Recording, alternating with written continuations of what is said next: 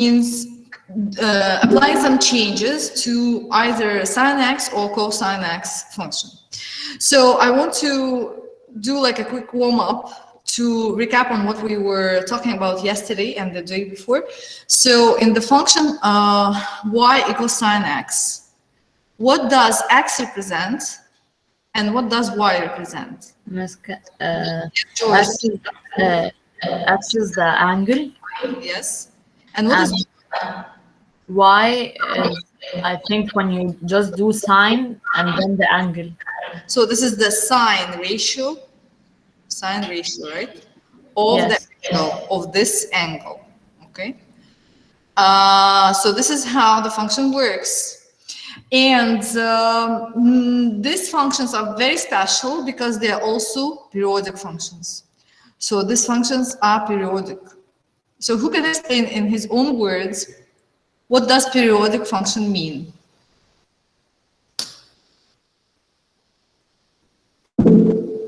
Anyone, just in your own words. Guys, I will not go to chat to see who raised the hand, who is typing in the chat and so on, okay? So just respond, please. So which function in your own words is periodic? Emery? Temporal, like it's... Temporary? Periodic means temporary. No, it's, guys, based on what we were doing yesterday. Remember, we were looking at the sketch of the graph of the function.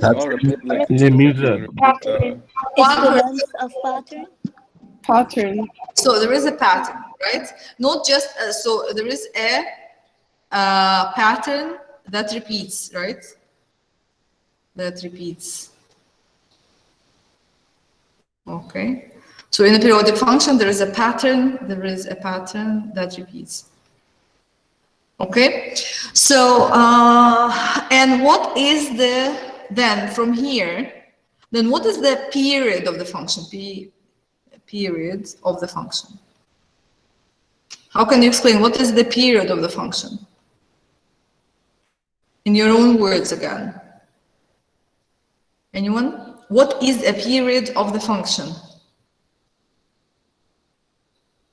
Miss? Yes, Selim. Yes, I know. Would it be a distance? Selim? I would say that I think it's a distance between so it's the pattern, how far it is from each other. Distance between the patterns? Yeah, between the... You mean that there is a distance between the patterns? Like there is something else in between the patterns? The I pattern don't understand. So the pattern finished, and then again it starts from the beginning, right? So Yes. Right. So what then is the period? Miss, can I say? Joyce? There are two things. It describes something that happens in a circle, and which is over and over. Want two words. So what is the function? Sorry, a function. It produces the graph that has a regular repeating pattern. This is the periodic function definition, and we don't want formal definitions. We want to explain it naturally, how you understand it. So what you said is a formal definition of periodic function. I am asking right now about period. What is period of the function? It is the change the distance between two peaks. Farah? The distance between two peaks. For example, okay, so all the length of the pattern, you can say that it's the length, horizontal length of the pattern. So this word horizontal length tells you that, okay, look for period on the x-axis, right? So horizontal length of the pattern. Okay. Now, couple of more ideas about basic ideas about sine function and cosine function. So when we talk about the curves, okay, and I told you this curves is something which you need to know by heart. So who remembers, where does the sine function start? Of course, it's 90 degrees. No, it doesn't start at 90 degrees. No, 0. It starts at origin. I think it was Maya who said this. So it starts at origin. Okay. So it starts at origin and goes up it returns back to the axis, it then touches the trough and returns back. Okay, so this is y equals sine x. Now, what is the value of x here at the end of the pattern? 360. 360. Okay, so this is the sine function. Now, who remembers where does cosine function start? Where's 1 at 1 where? On which axis? on the y-axis. At 1 exactly on the y-axis. So, which means that it starts at peak, because we remember that this is maximum. So it's a maximum. So it starts at maximum and then it goes down to the axis, and then this is the peak, right? And then it goes back to the axis, and then it returns back to the. This is the X ends on 360. yeah, and it also ends at 360. So both of them have got the same period, and we're talking about parent functions only. Okay, so probably the last thing I would like to ask is, what are the x values for the 5 key points of both functions? I want different people, like for example, I don't know, Noor. What are the 5? Yes, I have a question. Noor. Yes, Emre question. Like since we have like something with sine and something with cosine, do we also have something with like tan? Yes, we do, but we will not take the tangent graph this year. Okay. And tangent graph is something different. Okay. Right. So we are taking only a sine and cosine function this year. So my question was for Noor, the 5 values of x which represent the key points. X coordinates of the 5 key points. What is the first one, Noor? 0, 0, like 0. 0. The second one. 15. Excuse me? 15. Or no, miss, it depends. Okay, look, Noor, how to remember? You need to remember the coordinates plane. So those key measures of the angles are these ones which are the key for the 4 quadrants. So you mean like 90, 180? Yes, 270? exactly. So 90, and then 180, and then 270, and then 360. So those are the x values for both functions, which are the x coordinates for the 5 key points. Okay, so this is something which you are supposed to know before you start working with transformations. Just 1 second.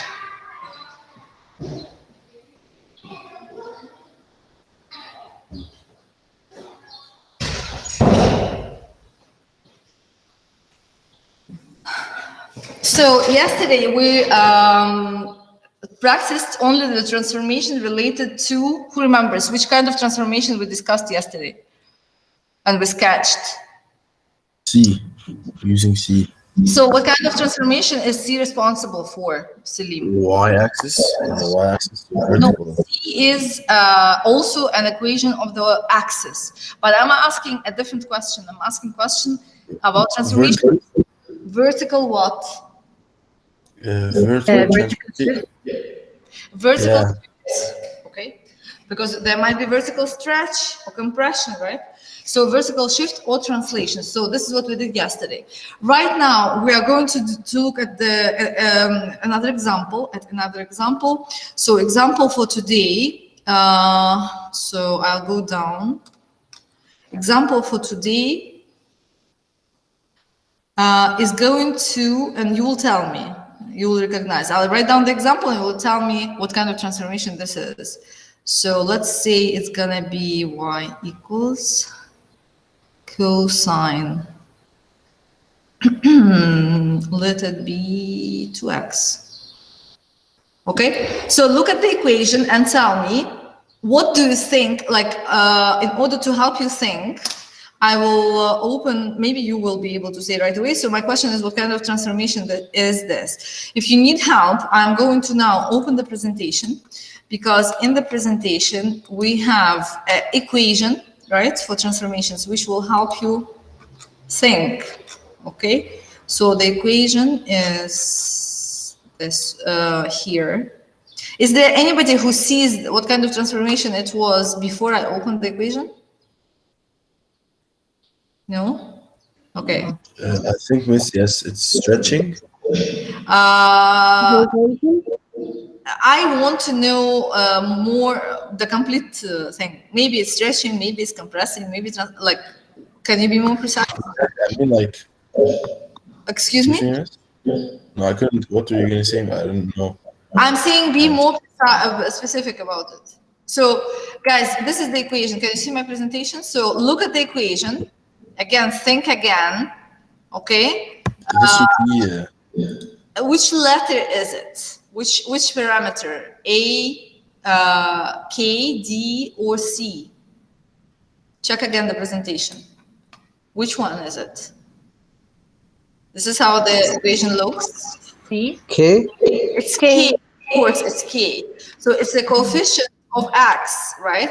If it's the coefficient of X, it means that it's K. Okay, I'll keep it here because you will need it. Okay, so this is how the transform functions generic formula looks like. Okay, just I want to make it smaller. Okay. Okay, so we see that it's K. So if this is K, I'll write it down that K equals 2. Then what, please describe the transformation precisely. What kind of transformation is it? Anybody? Maya? Miss, I have a question. May I have the answer first? So what kind of transformation is this? Maya, can you describe?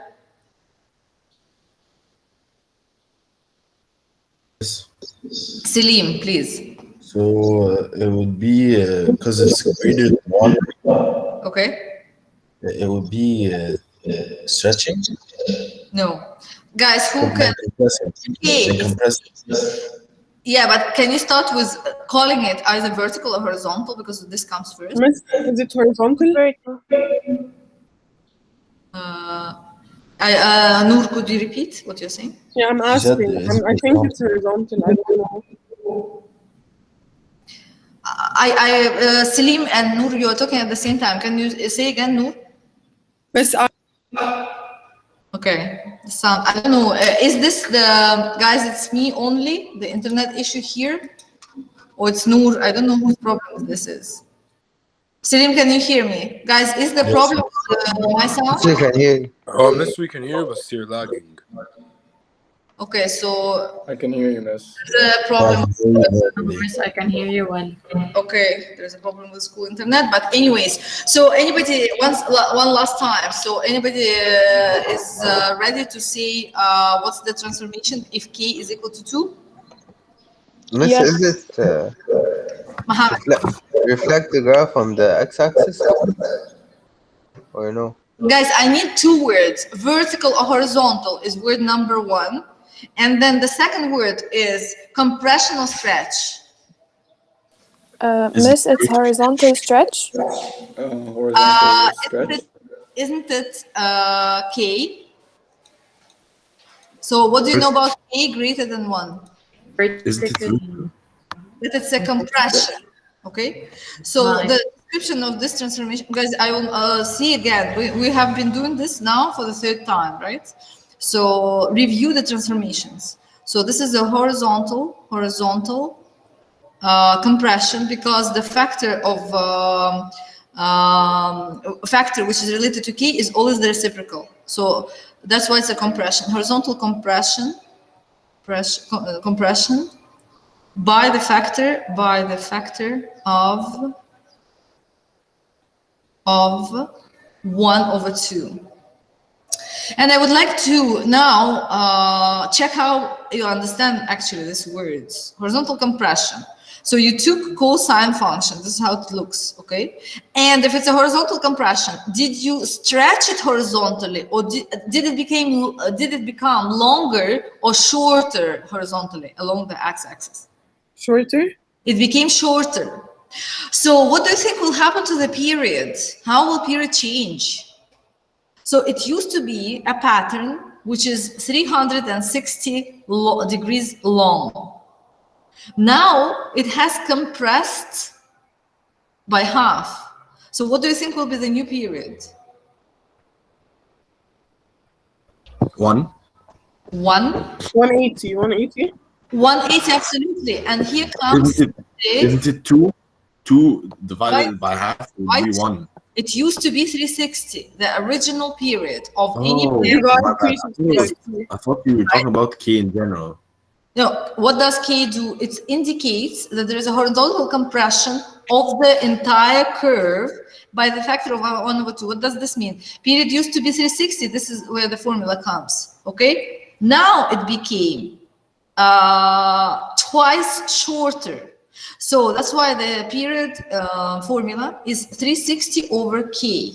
And in particular, we take always absolute values. So it becomes 360 over 2, which is 180. I'll just show you where it is on the presentation, and I'll take your question, Joyce.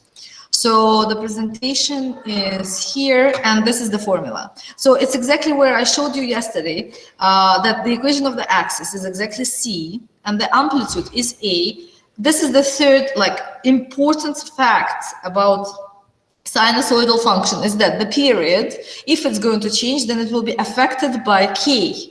And to find the new period of the function, all you need to do is just to find the quotient of 360 always, which is their initial or parent function period, divided by K. So it becomes 180. So, Joyce, what was your question? Maybe you already got your answer, right? Okay, so now we know that the new period is 180. So you will see how easy it is. If you just understand this idea, you understand the compression, then it will be very easy to sketch this new graph, which is y equals cosine x, just by applying this idea. So I'm going to use the, to create new coordinates plane, and you're going to work with me on it. Okay, so this is the new coordinates plane. And I'm always working first with x-axis, okay? So on the x-axis, I know that it used to be 360, and now I know that it's gonna be 180. So I'll take 180, maybe I'll take 180 here. So I took an even number. Why? Because how I taught you to find the rest of the points yesterday? I told you that you need to divide 180 by what? By 2? To get the midpoint of the segment, right? So you are getting 90. And then, so you already have 2, right? Coordinates for x. And then what are you going to do next?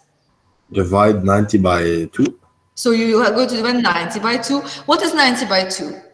45. 45. And what is the midpoint between 90 and 180?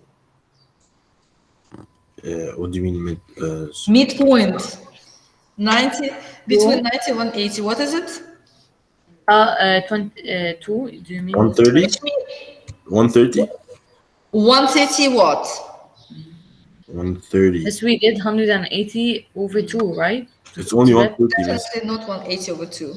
It's only between 190 between 90 and what? 90 and 180. So who? 135.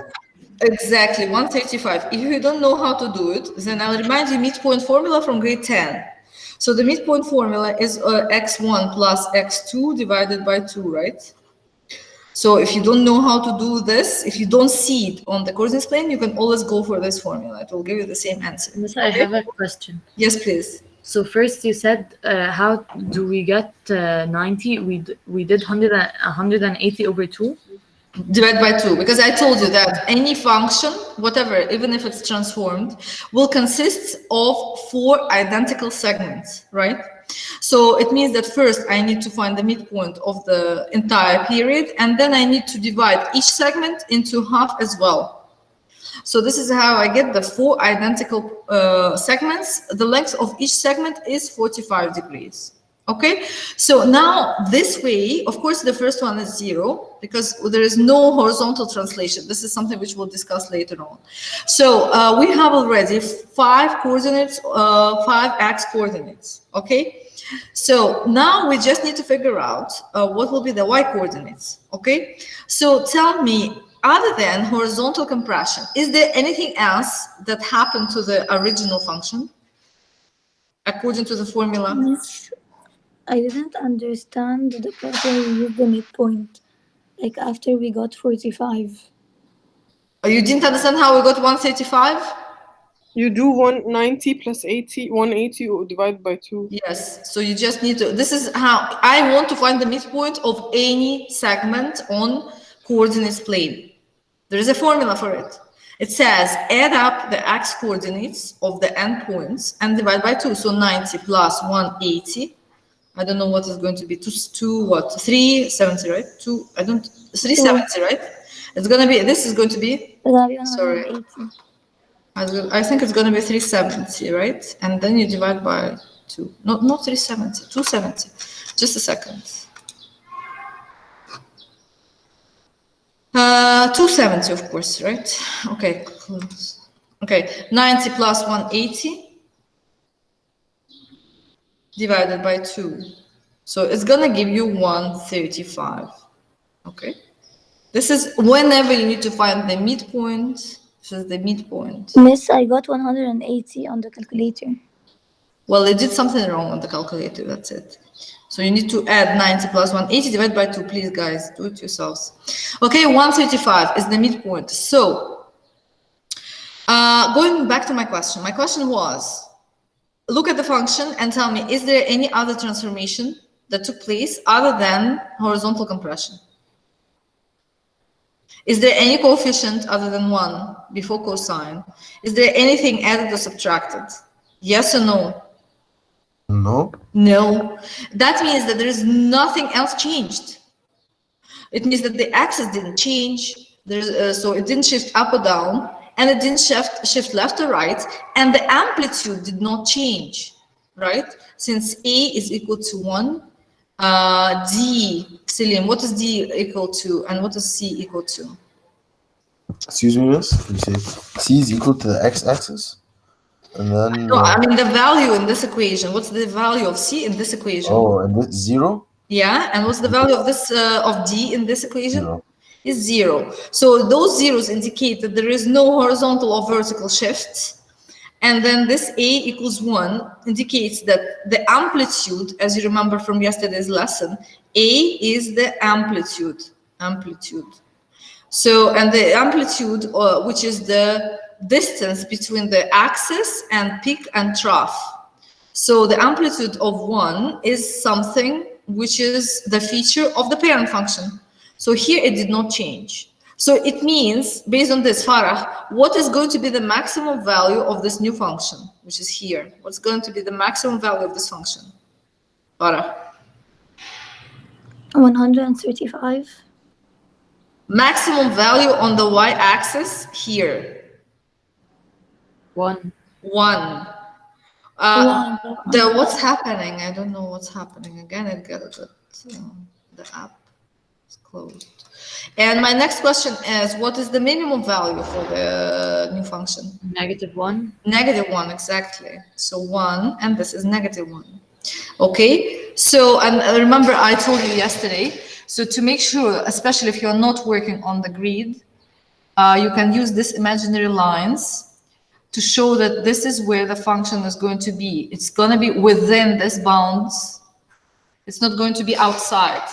And finally, since I know that this is the cosine function and it didn't get reflected or anything like that, so I'm going just to repeat the shape, okay?